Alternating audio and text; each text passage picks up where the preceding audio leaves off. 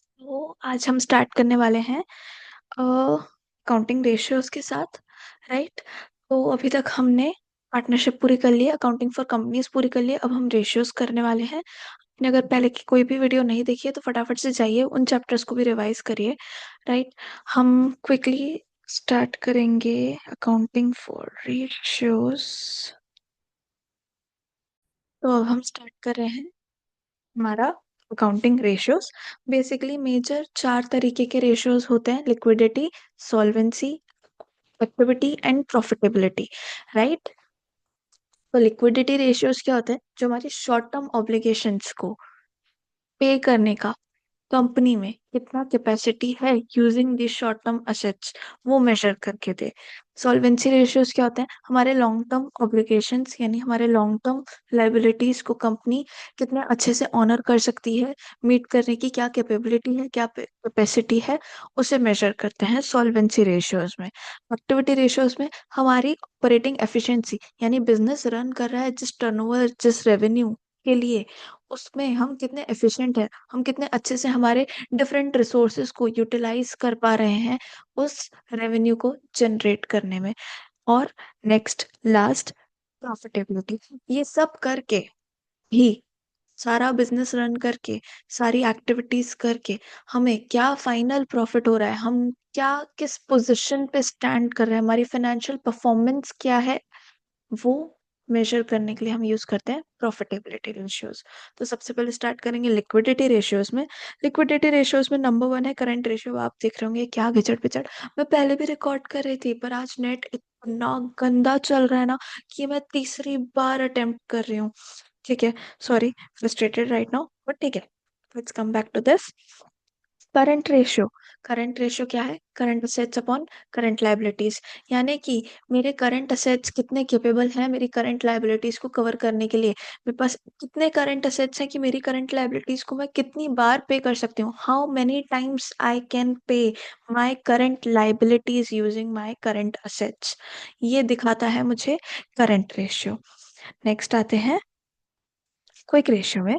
Quick ratio को हम liquid ratio और एसिड टेस्ट रेशियो भी बोलते हैं। क्यों? क्योंकि इसमें सारे क्विक असेट्स यानी करंट असेट्स में भी हमने और डिफाइन कर दिया ऐसे असेट्स को जो immediately, quickly, at the fastest speed cash में कवर हो सकता है, कन्वर्ट हो सकता है, या फिर मेरी करंट लायबिलिटीज को सबसे फास्ट स्पीड पे मीट कर सकता है। तो उसमें प्रीपेड एक्सपेंसेस ऑब्वियसली एक ऐसा करंट असेट है जो मेरी करंट लायबिलिटीज को नहीं पे करने में मेरी हेल्प करने वाला, उसे मैं रिमूव कर दूंगी और मेरे इन्वेंटरी को भी रिमूव कर दूंगी। इन्वेंटरी को एकदम फास्टेस्ट वे में सेल्स में कन्वर्ट नहीं किया जा सकता, उसका अपना एक बेस है।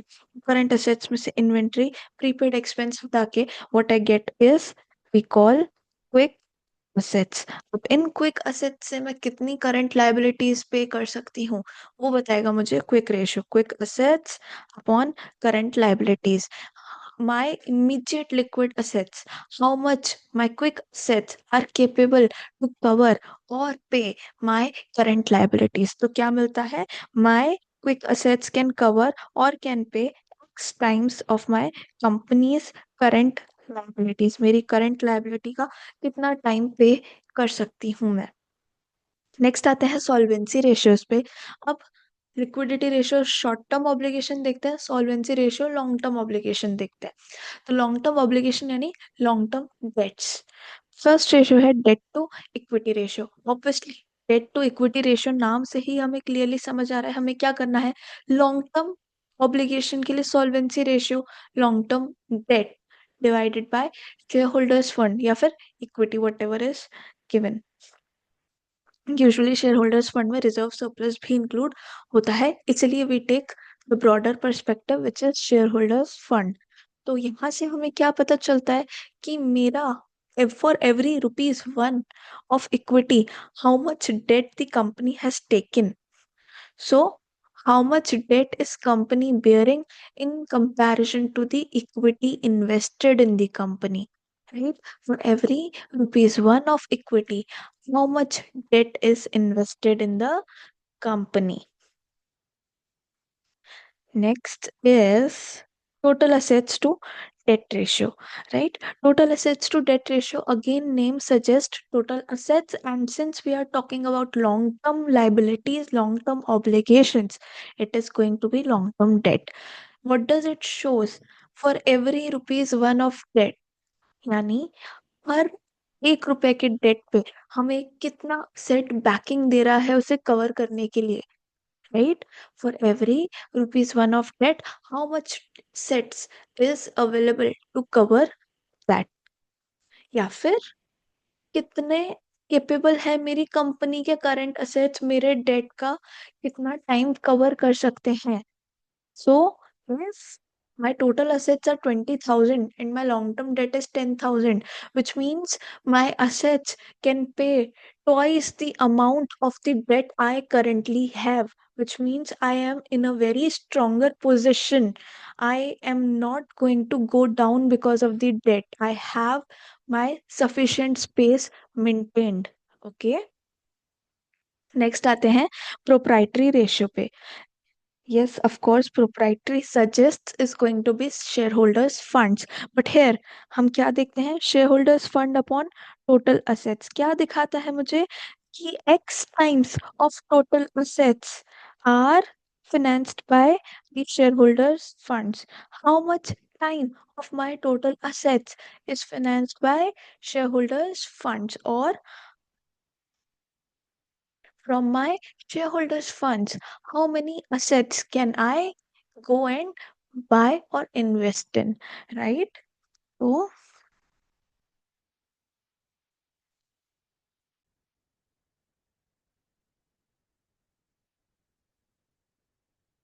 it indicates X times of my total assets are financed by my shareholders funds or equity, which means कि मैं मेरे शेयर होल्डर फंड या मेरा जो इक्विटी पोर्शन मेरे पास है उससे मैं कितने असेट्स अगर मुझे इन्वेस्ट करने हो बिजनेस में तो कर सकती हूँ. ओके. नेक्स्ट है मेरे पास interest coverage. Interest correct.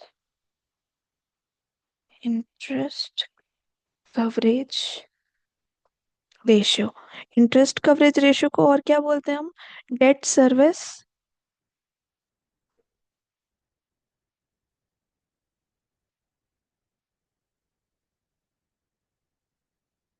Date service ratio, right. अब ये हमें क्या दिखाता है? Obviously it has something to do with the interest that we have to pay on our long term date.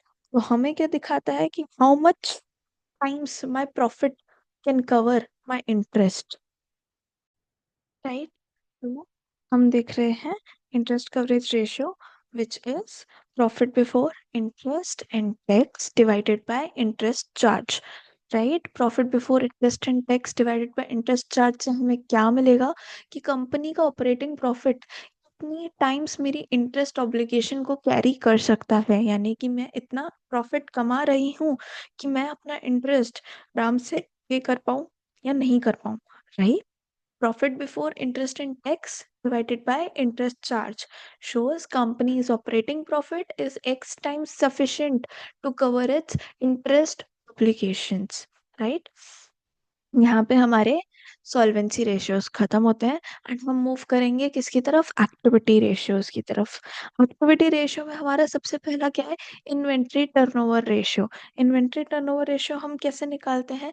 Cost of goods sold divided by average inventory, right. Cost of goods sold कैसे निकलता है हमारा? दो तरीके. या तो मैं revenue में से ग्रॉस प्रॉफिट माइनस कर दूं, revenue from operations only, because we are talking about cost of goods sold. So हम स्पेसिफिकली एक्टिविटी रेशियोज में ऑपरेटिंग एफिशिएंसी के बारे में ही बात करते हैं, तो हम यहाँ पे रेवेन्यू फ्रॉम ऑपरेशंस के बारे में ही बात करेंगे, राइट. तो कॉस्ट ऑफ गुड्स सोल्ड कैसे निकलेगा? Revenue from operations minus gross profit, one way. Other way क्या है कि मेरे पास जितनी भी ओपनिंग इन्वेंट्री थी, राइट? उसमें मैंने कुछ परचेज़ किया, कुछ भी उस इन्वेंटरी को बनाने में, नई इन्वेंटरी लाने में, किसी भी तरीके का डायरेक्ट एक्सपेंस, वेजेस, कोई भी डायरेक्ट चार्जेस, कैरेज इनवर्ट कुछ भी दिया है, वो सब ऐड हो जाएगा और उसमें से क्लोजिंग इन्वेंटरी माइनस कर देंगे। यानी ओपनिंग में जो और हम लेके आए वो प्लस किया और जो अभी बचा रह गया है वो माइनस किया, तो बाकी बचा हुआ हमने ऑब्वियसली सेल किया होगा, तो वो क्या हो गया? Cost of goods sold. Right? Average inventory कैसे निकालते हैं? Opening inventory plus closing inventory divided by 2। इससे हमें क्या पता चलता है? कंपनी ने पूरे साल में कितनी बार अपनी इन्वेंटरी लाई, बेची, वापस लाई, बेची। अगर मेरा inventory turnover ratio is 3, which means उसने अपनी पूरी इन्वेंटरी को 3 बार बेचा है। पूरी एवरेज इन्वेंटरी वो 3 बार बेच चुका है। ठीक है? नेक्स्ट आते हैं हम। नेक्स्ट है ट्रेड रिसीवेबल्स टर्नओवर रेशियो। अब इस बार हमें कौन से रेवेन्यू पे फोकस करना है?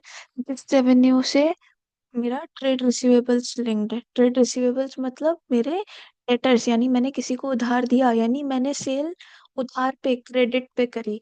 तो credit revenue from operations consider करना है मुझे यहाँ पे, and credit revenue from operations divided by average trade receivable. मैं एज अ कंपनी इतनी जल्दी अपने ट्रेड रिसीवेबल्स, अपने डेटर्स से मनी कलेक्ट कर सकती हूँ? मेरी क्रेडिट पॉलिसी कितनी एफिशिएंट है? जो मैं अपने कस्टमर्स को क्रेडिट दे रही हूँ वो पॉलिसी कितनी एफिशिएंट है? या फिर मैं मेरे डेटर्स को कैश में साल में कितनी बार कन्वर्ट करने में कैपेबल हूँ? वो मुझे क्या पता चलता है? ट्रेड रिसीवेबल्स टर्नओवर रेशियो से। अभी टोटल रेवेन्यू जो भी है हमारा फर्म का, वो 2 ही कंपोनेंट्स में डिवाइड हो सकता है, कैश रेवेन्यू, क्रेडिट रेवेन्यू। तो हो सकता है क्वेश्चन में total revenue, cash revenue given हो, आपको क्रेडिट रेवेन्यू निकालना पड़े। तो क्रेडिट रेवेन्यू फ्रॉम ऑपरेशन कैसे निकलेगा? टोटल माइनस कैश करके, and obviously average trade receivables, उसमें डेटर्स और बिल्स पेबल दोनों इंक्लूड होंगे। डेटर्स एंड बिल्स पेबल दोनों इंक्लूड होंगे। Fluctuates on its own, right?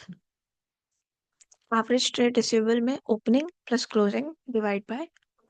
Next हम आते हैं, सिमिलर रेशियो है जिसे हम कहते हैं average, not average, it's trade payables turnover ratio. अभी trade payables turnover ratio again trade payables से, यानी मेरे क्रेडिटर्स से रिलेटेड है, यानी मैंने कुछ क्रेडिट परचेज करी होगी तभी तो मेरे क्रेडिटर्स हुए होंगे। तो यहाँ पे नेट क्रेडिट परचेज मतलब कि मेरी क्रेडिट परचेज में से कुछ भी अगर मैंने रिटर्न किया है तो वो माइनस करना है। तो क्रेडिट परचेज कैसे निकलेगी? टोटल परचेज में से कैश परचेज माइनस करके। ठीक है?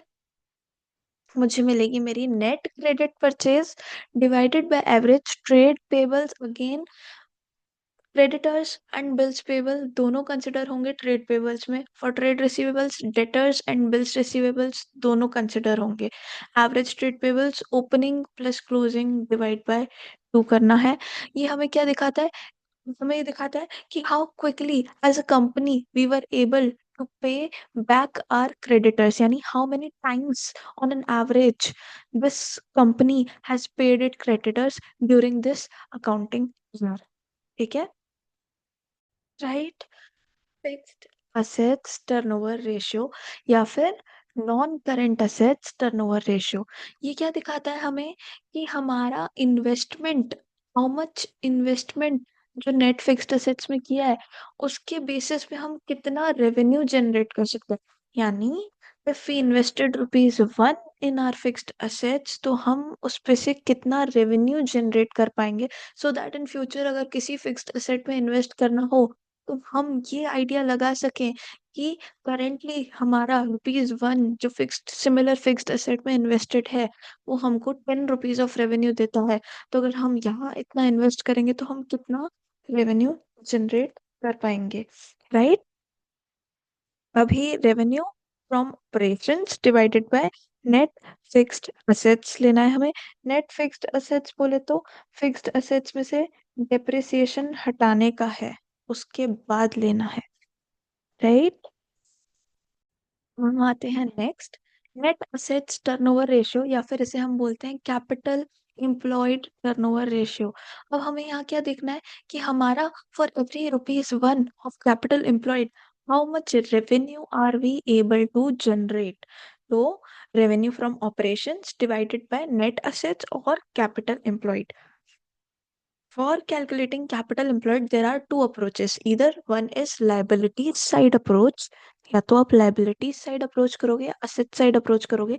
ये capital employed वाला concept, liability side, asset side, fictitious asset, non trade investment, सब चीज मैंने पार्टनरशिप के चैप्टर 2 गुडविल में बहुत अच्छे से एक्सप्लेन किया। अगर आपको उसको रिविजिट करना है तो आप एक बार उस वीडियो में जा करके रिविजिट कर सकते हैं। यहाँ पे मैं केवल फॉर्मूला बता रही हूँ। लायबिलिटी साइड अप्रोच में क्या करना है, शेयर होल्डर फंड में लॉन्ग टर्म डेट ऐड करना है, fictitious asset and non trade investment minus करना है।